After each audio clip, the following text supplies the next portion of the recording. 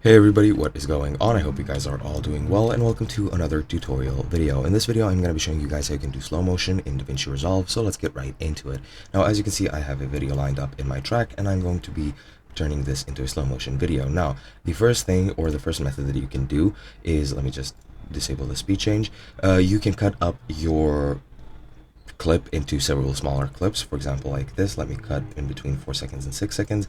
You just press the razor blade icon, cut it at 4 seconds, then place your marker over 6 seconds and do the same thing.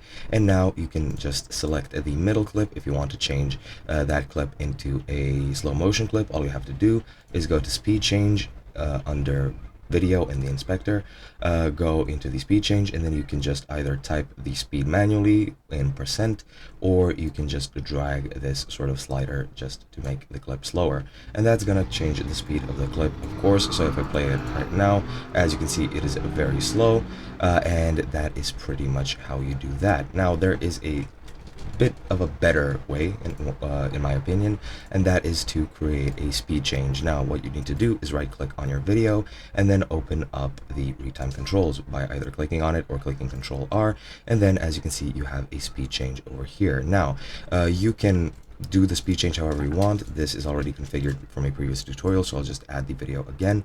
You just enter the speed change or the retime controls, and then you can either click on this percent on this arrow and change the speed to whatever you want, or alternatively you can go and press right click again or press here and add a speed point, and this is basically just cutting up your video into several smaller pieces again, except it's only speed points. If I get out of the speed change, as you can see, it is completely in one piece. So if I go into the retime controls again, let me just do that. Now you can again just retime the part of the video that you want. Let's say for example I want to retime this to 75%, and I want to retime this to be faster than the other clip. And now if I go to the beginning and play the video, as you can see, this is faster and now this is slower, and then it'll resume from here in normal speed. And that's pretty much it. Hope you guys enjoyed, and I'll be seeing you guys in another video.